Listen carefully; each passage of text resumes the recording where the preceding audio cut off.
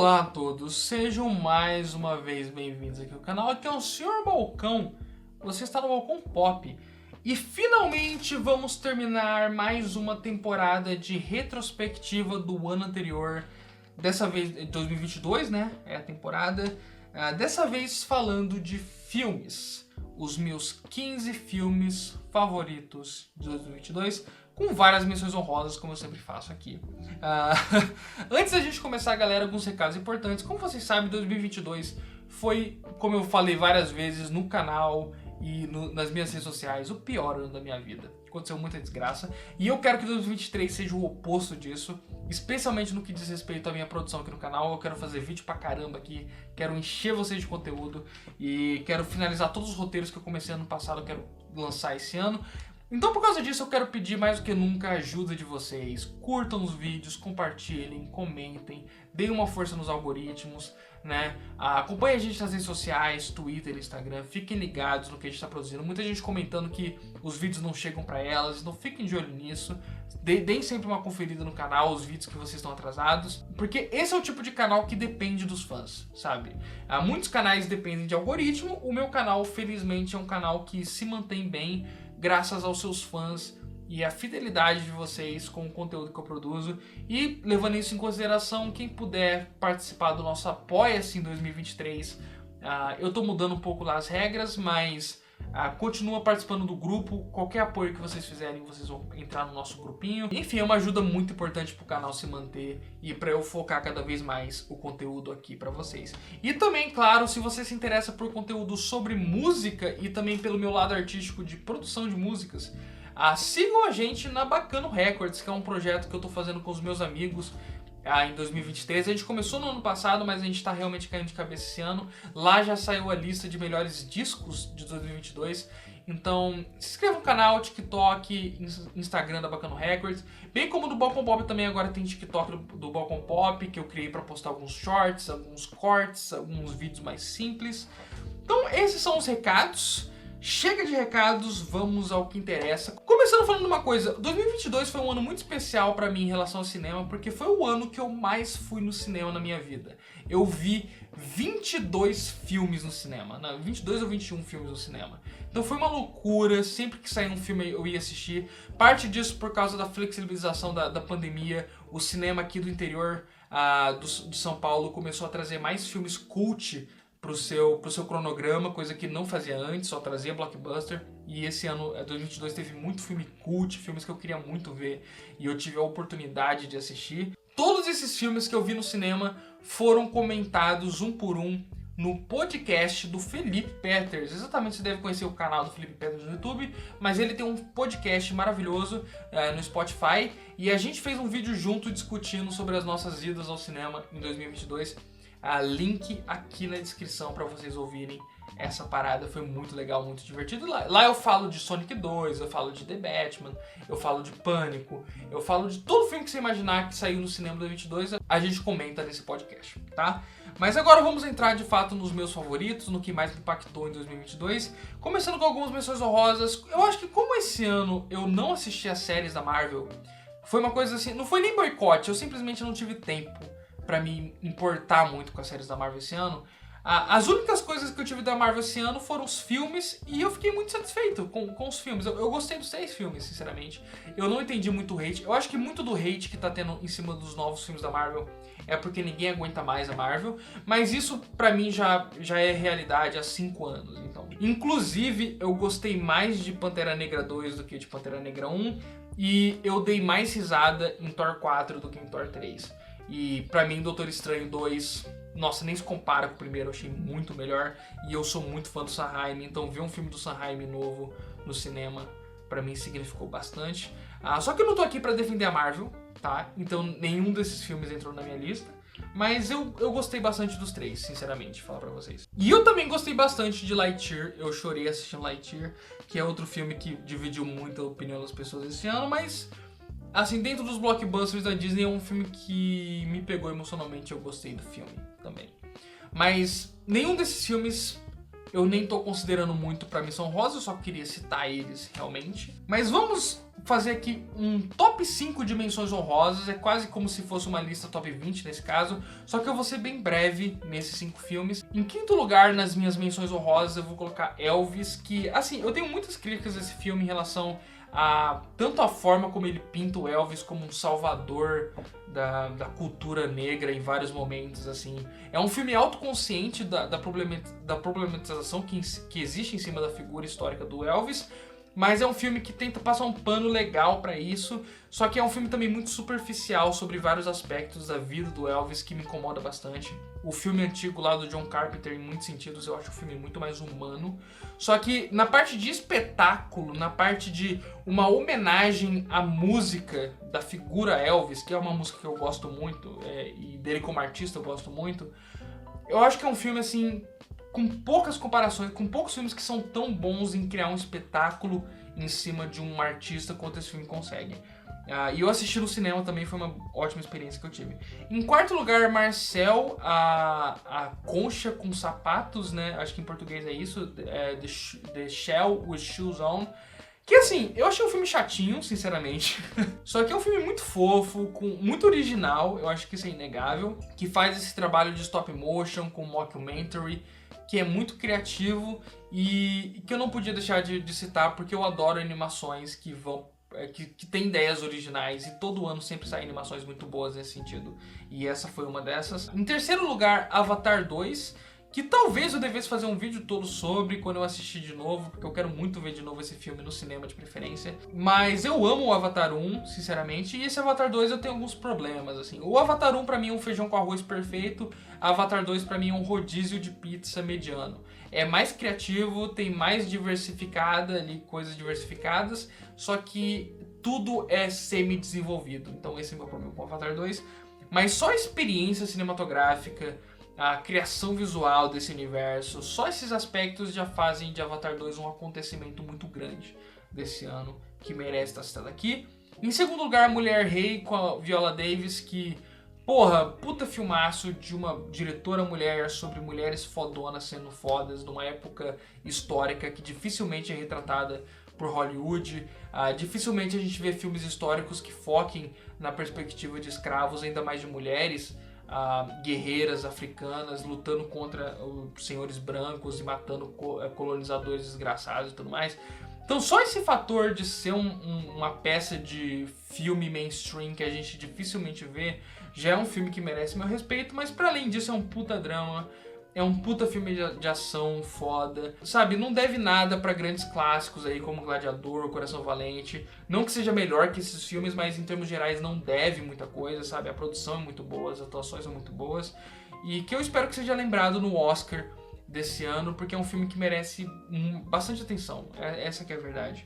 E em primeiro lugar nas minhas menções honrosas fica pra Top Gun 2. Eu nem tinha assistido Top Gun 1 até esse ano. E assisti Top Gun 1, não achei lá grandes coisas, mas achei só pra ir ver o Top Gun 2 no dia seguinte no cinema. E aí Top Gun 2 pra mim justificou todo o hype em cima desse universo, de tudo isso. Eu amei Top Gun 2, assim, achei um filme muito divertido, de ação, como poucos, assim, que eu não vi em muito tempo. E que mereceu o sucesso que fez esse ano, apesar de ser uma propaganda militarista um pouco safada.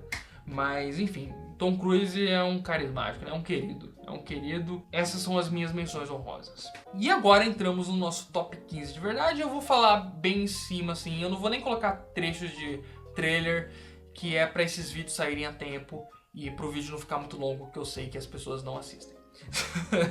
Mas vamos lá. Em 15º lugar eu tenho que colocar Weird Al The Yankovic Story, né? A paródia de cinebiografia sobre o artista que era um parodiador de músicas de hits, que é o Weird Al. Sou muito fã do Weird Al, sempre fui. Apesar de que eu acho o filme dele muito ruim, aquele filme UHF, que é um clássico de comédia trash, só que eu acho muito sem graça, sinceramente. Mesmo eu sendo muito fã do Weird Al. Só que aí nós temos finalmente um filme do Weird Al pra chamar de engraçado, pra todo mundo gostar. O Daniel Radcliffe tem uma das melhores carreiras do cinema atual possível. Eu amo todo o projeto que ele se envolve.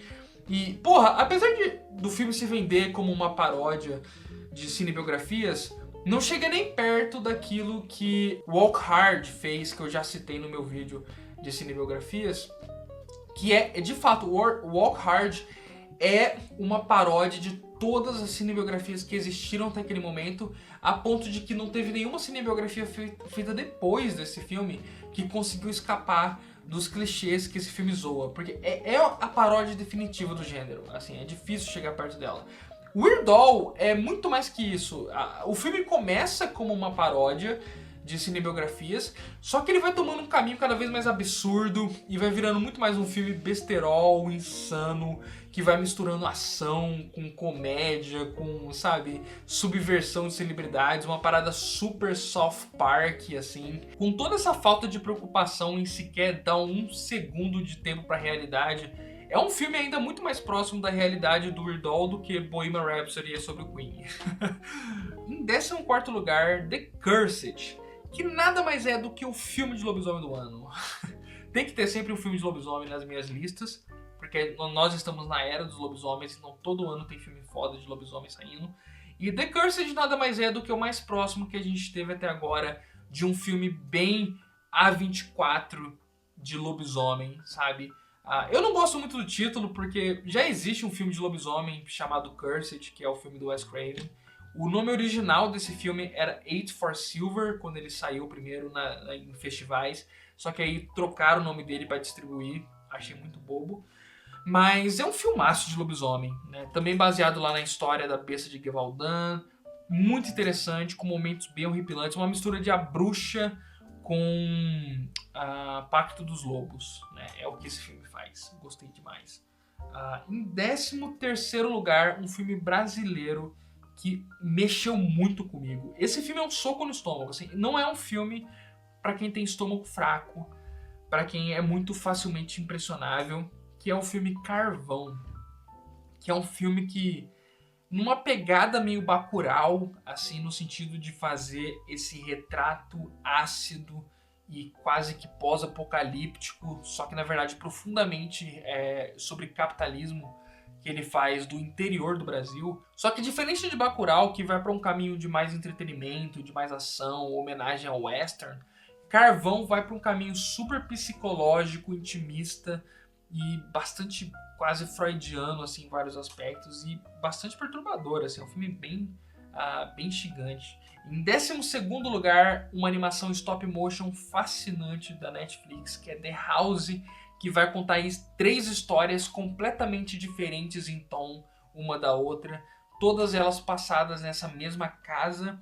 E é um filme assim surrealista, parece uma animação feita pelo David Lynch, assim, só que muito fascinante. As 3 histórias são muito boas, uma é super de terror, a outra é bem comédia, a outra é bem filosófica. E, porra, mexeu muito comigo essa animação, sabe? É uma animação diferentona pra caramba, muito original e difícil de esquecer. Eu acho que é uma boa forma de definir ela. Em 11º lugar, talvez o filme mais aclamado desse ano, e com justiça, que é o filme argentino Argentina 1985.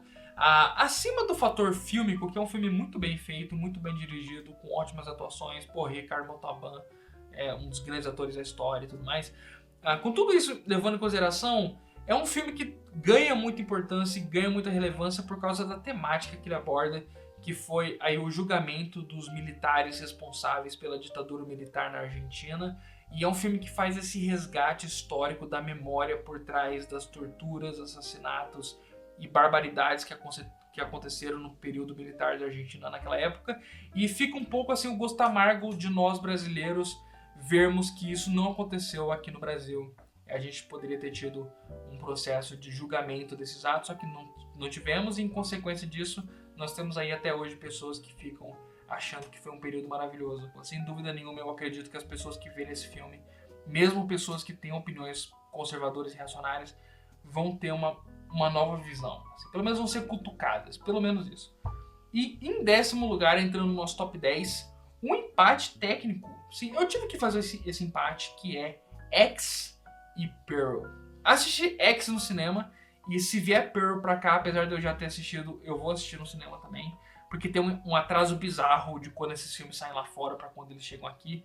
Mas enfim, estamos vendo na frente de nossos olhos uma das trilogias de terror mais fantásticas, perfeitas, imaculadas e originais da história sendo criada assim, já entrando na cultura pop automaticamente, que é o poder que esses dois filmes tiveram. Mia Goth, sensacional. Tio West fazendo obras-primas, apesar de ele já ser um diretor de décadas aí em atividade. E, porra, além do fator horror, além do fator slasher que esses filmes apresentam, eu sinto que são filmes que fazem uma discussão sobre sexo muito inteligente e que é muito importante de ser feita numa época tão traumatizada que a gente está vivendo. A gente está vivendo uma geração de pessoas muito traumatizadas em relação a tudo que é feito sobre ou com sexo na cultura pop. E esses filmes, além de usarem esse fator na sua história, eles de fato discutem eles com muita inteligência. Em nono lugar, uma animação que eu amei. Eu amo a Pixar pra caralho.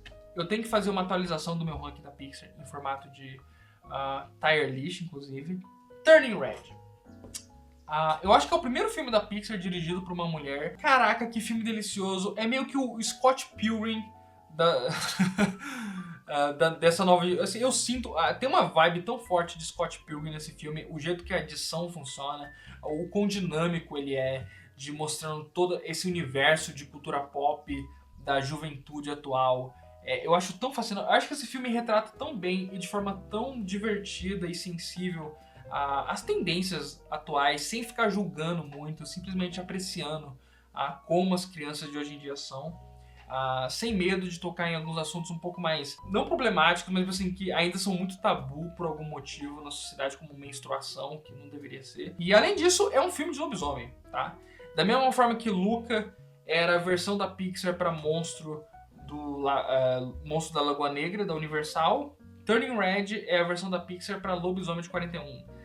Não só pelo fator da menina se transformar num panda, mas também pelo fator da questão familiar que envolve dentro da história.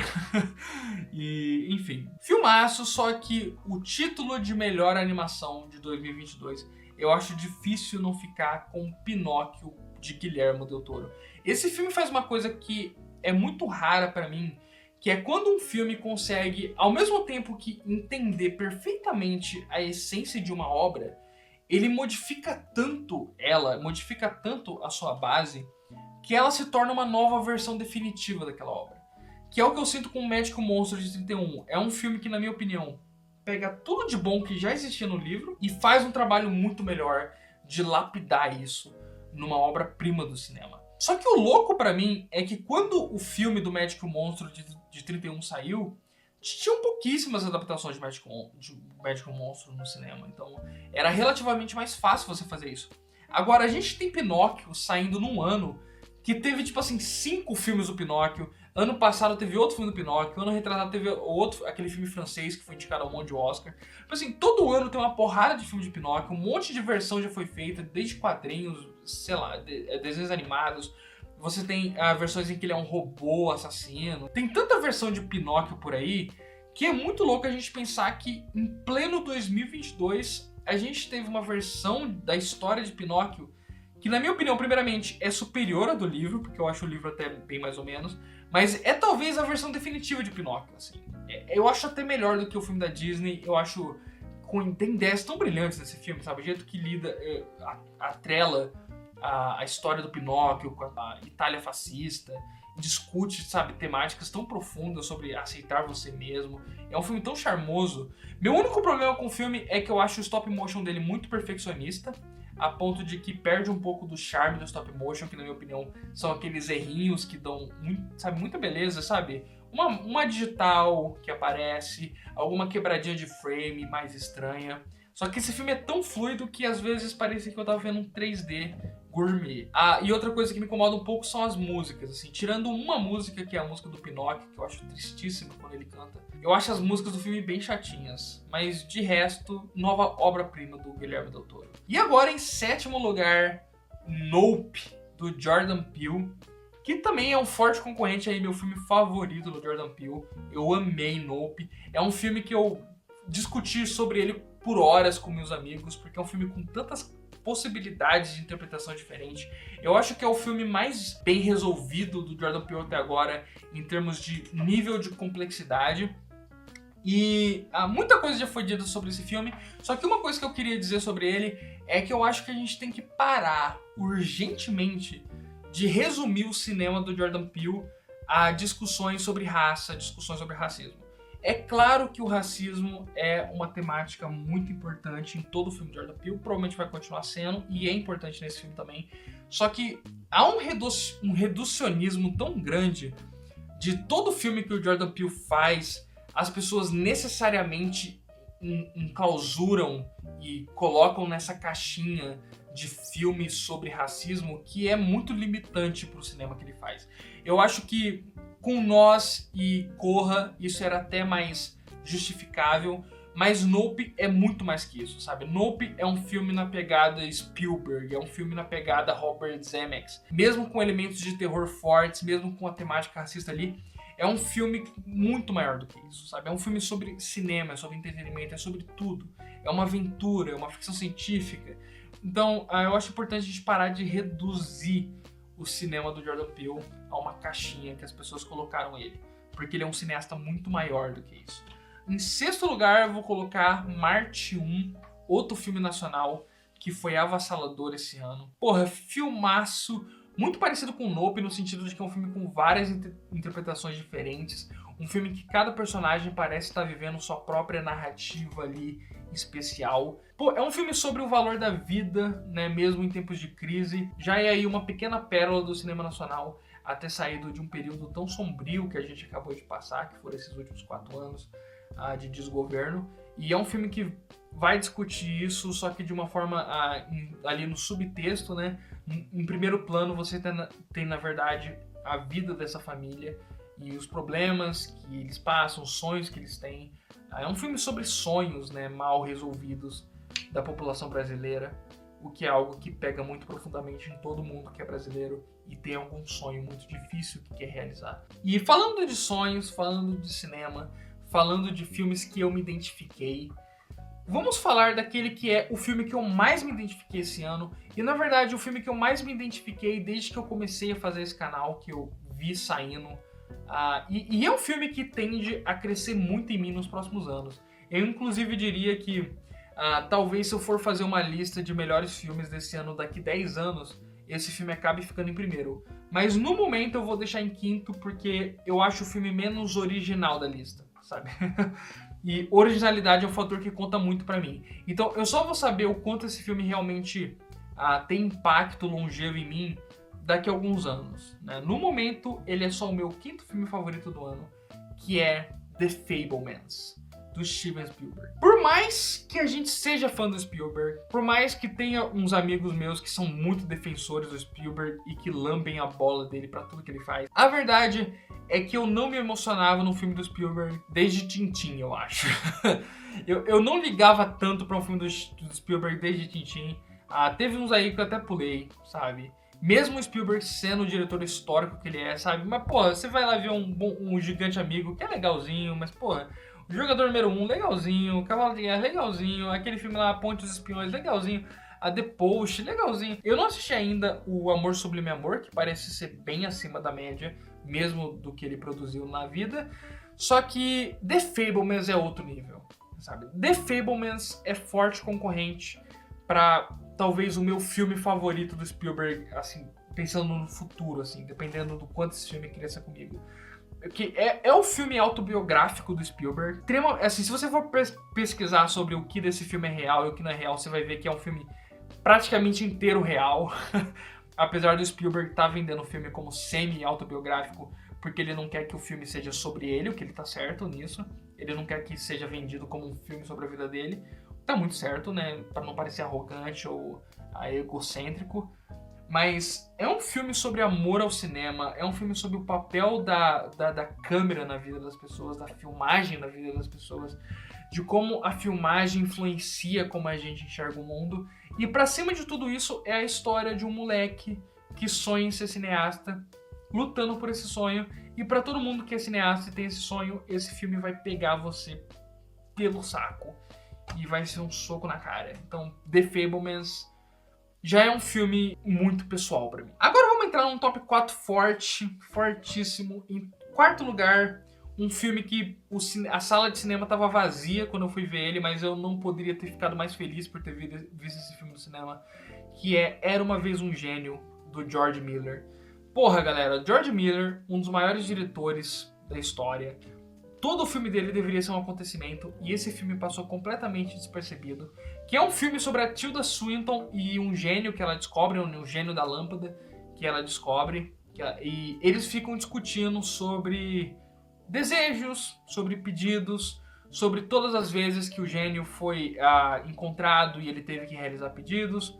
As vezes em que ele odiava tanta pessoa que ele queria que a pessoa fizesse logo 3 pedidos e deixasse ele embora. E as vezes que ele amava tanto a pessoa que ele não queria nunca que essa pessoa fizesse os desejos, porque ele queria ficar com essa pessoa para sempre.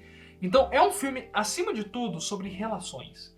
É um filme sobre relações possessivas, sobre relações tóxicas, sobre relações através do tempo. É um filme que vai pegar 2 personagens perdidos e extremamente diferentes um do outro. Um deles é um ser mágico milenar e a outra, né, a Tilda Swinton, faz uma artista frustrada, e vai colocar os dois para conversar e colocar na mesa todos os traumas de amor que eles tiveram ao longo da vida. É um dos filmes de fantasia mais lindos e humanos que eu já vi na vida. A produção desse filme é sensacional. É uma pena que dificilmente a gente vai ver o George Miller trabalhando com um orçamento desse de novo, porque foi um filme muito caro, que fez pouquíssimo dinheiro. Mas eu fiquei feliz que tenham confiado no George Miller para fazer um projeto pessoal dele, um projeto extremamente único. A gente não vê mais filmes assim sendo feitos.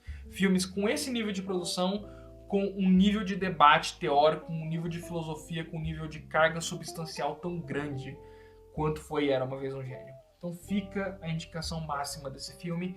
E em terceiro lugar, a maior surpresa desse filme. Eu não esperava nada dele e ele entregou tudo. Eu estou falando de Trem Bala, com Brad Pitt, grande elenco. Cara, Trem Bala é um dos melhores filmes de ação que eu vi na vida. Um dos melhores filmes de ação que eu vi na vida. Um dos filmes mais divertidos que eu vi na vida. Eu tô louco pra ler o livro que ele se inspira, porque esse filme basicamente é o seguinte, pra mim, ó, Snatch, do Guy Ritchie, é uma espécie de Pulp Fiction com cocaína, sabe? Parece que Pulp Fiction cheirou cocaína e virou aquele filme, porque é uma versão mais despirocada daquela estrutura tarantinesca de misturar várias histórias insanas e extremamente sarcásticas, que vão se misturando e vão dando um erro e assassinato e tudo mais. E Snatch é uma versão mais louca disso. Não necessariamente melhor, mas mais louca. E Trem Bala é uma versão ainda mais louca de Snatch. Não só por também ter o Brad Pitt, mas é um filme insano que não para por um segundo, que cada personagem tem a sua história, a sua motivação, o seu momento para brilhar, com momentos extremamente épicos, emocionantes. Por mais que eu ame filmes cabeçotes, filmes inteligentões, a diversão, o sorriso no rosto que esse filme colocou na minha cara por 2 horas seguidas é uma coisa que eu não poderia trair o meu coração, sabe? E em segundo lugar, vai ter um vídeo todo só sobre ele, tá? Vai ter um vídeo todo só sobre esse filme, que é um roteiro que eu escrevi lá quando eu assisti ele. Foi a melhor experiência que eu tive no cinema esse ano. De todos os 20 lá vai quebrada filme que eu vi, Northman. Por quê? Porque eu amo Robert Eggers, é meu diretor favorito dessa geração, e a chance de ver um filme dele novo na telona, com Bjork, com Anya Taylor-Joy, pra mim foi tudo, sabe? Só isso já valeria. Pra além disso, é um puta filme com forte teor folclórico, com forte teor licantropo. Sim, o filme tem certos elementos de licantropia e história antropológica dos lobisomens que me pega muito profundamente. Elementos de terror, de slasher, momentos de fantasia muito bem feitos também. Filmaço pra mim, sabe? Filmaço, um filme completo. Meu único problema com o filme é o primeiro ato dele, que eu acho um pouco enxugado demais. Parece que teve muitos cortes aí no filme. Eu adoraria uma versão do diretor pra esse filme, que deve existir, porque o Robert Eggers já falou que ele não gostou das interferências do estúdio no filme. Mas do jeito que o filme já conquistou meu coração. Mas o primeiro lugar tinha que ficar pra eles, né? Eu falei, antes de todo mundo, vocês riram de mim, vocês riram da minha cara, vocês acharam que eu estava zoando, quando eu coloquei Swiss Army Man como o melhor filme da década passada. Eu continuo achando isso. Eu acho que para muitas pessoas foi difícil perceber a genialidade dos The Daniels, que são os diretores, num filme tão escatológico, num filme sobre peidos, num filme extremamente dadaísta quase, de misturar musical com filme de sobrevivência, com comédia de peido e tudo mais. E é um filme que para muitas pessoas não desceu bem, muitas pessoas nem conseguiram terminar esse filme. Agora a gente tem toda a genialidade, elementos únicos, criatividade exacerbante que a gente tinha nesse filme, sendo trazidos para um conceito de multiverso, um conceito de ficção científica, de filme de ação, o que acabou gerando o que já está sendo, o que já está impactando uma geração como sendo o novo Matrix, talvez, que a gente está aí se deparando, que é tudo em todo lugar ao mesmo tempo, everything, everywhere, all at once. Uma nova obra-prima dos The Daniels, forte concorrente já para melhor filme da década. Vamos ver como o impacto desse filme percorre nos próximos anos. Então os The Daniels, na minha opinião, talvez já tenham feito os 2 melhores filmes de década por 2 décadas seguidas. Mas enfim, tudo em todo lugar ao mesmo tempo. É um filme tão repleto de significados, valor, filosofias, que eu adoraria fazer um vídeo todo a respeito, abordando mais. Mas a verdade é que é um filme muito à flor da pele, assim. Não é um filme em que os significados dele são difíceis de entender. Não é um filme cabeçudo. É um filme que você vai assistir e você vai absorver tudo que ele tem a dizer pra você logo na primeira vez que você vê ele. E cada vez que você assistir ele, você só vai encontrar talvez algum elemento ou outro que tenha passado despercebido, porque é um filme muito cheio de detalhes. É realmente, assim, um desses filmes maiores do que a vida, né? É um filme que faz um panorama tão gigantesco da alma humana e do que é estar vivo, como o próprio Swiss Army Man já fazia, na minha opinião. Só que trazido nesse conceito mais pop, mais cultura pop, mais ação, mais divertido. Então é um cinemão feito na sua mais alta qualidade. Ele tem tudo que uma peça de entretenimento fílmico pode te entregar, somado a tudo que um livro de filosofia extremamente autoconsciente de si mesmo e profundo poderia entregar também. Então, galera, essa foi minha lista de melhores filmes de 2022. Finalmente está tudo aí feito, tá pago todas essas listas. Vamos torcer para que 2023 seja um ano ainda melhor em todas as artes. E muito obrigado, galera, por estarem aqui comigo. Curtam o vídeo, compartilhem, comentem, tudo isso que vocês já sabem. Não deixe de comentar a sua lista também, eu quero muito saber a lista de vocês. Sigam a gente na Bagano Records e no TikTok e tudo mais que eu já tô falando aí pra vocês nos outros vídeos. Se torne apoiador do canal no Apoia-se também, vai ajudar bastante a gente aí no 2023 fazer bastante vídeo pra vocês. Grande abraço, galera, até a próxima e valeu!